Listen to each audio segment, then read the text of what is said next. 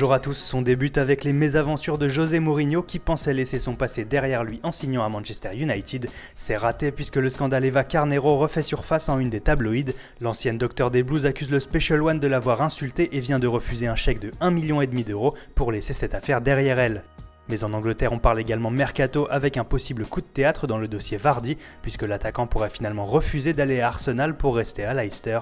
Le Sun qui évoque également ce matin une offre de 25 millions d'euros de West Ham pour Nabil Fekir. Slaven Bilic le verrait comme la solution idéale pour compenser un possible départ de Dimitri Payet, mais pas sûr que cette proposition suffise à convaincre le président Aulas. Et un autre Français fait beaucoup parler outre-Manche, à savoir N'Golo Kanté. Le néo-international plaît à la plupart des cadors de Première Ligue ainsi qu'au PSG, mais le Mirror rassure ce matin que Chelsea est décidé à passer à l'action pour doubler tout le monde, avec une offre difficile à refuser puisque les Blues souhaitent tripler le salaire de l'ancien Canet, qui touche actuellement 45 000 € par semaine à Leicester.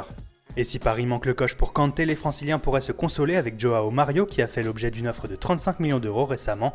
Bonne nouvelle, le milieu portugais serait mécontent du traitement reçu au Sporting qui ne l'a pas augmenté avant son départ pour l'Euro. Ce matin, son représentant met la pression en affirmant que son club considère qu'il vaut 60 millions d'euros mais le traite comme un joueur de 10 millions d'euros. Et au Portugal, un autre joueur bien connu de la Ligue 1, celui-ci fait également la une. Selon Ojogo, Yacine Brahimi sera le premier à quitter Porto cet été. Et l'Algérien ne manque pas de prétendants puisque Chelsea, Liverpool, Wolfsburg et le Milan AC seraient déjà sur les rangs. Encore faudra-t-il s'acquitter des 30 millions d'euros minimum demandés par son club. Allez, on termine en prenant des nouvelles de Léo Messi acquitté dans son procès pour fraude fiscale, un soulagement qui aurait convaincu le Barça de lui offrir une nouvelle prolongation de contrat.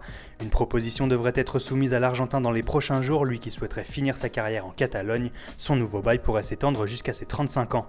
Voilà, c'est tout pour aujourd'hui, bonne journée à tous sur Foot Mercato et à demain pour un nouveau tour d'horizon de la presse sportive.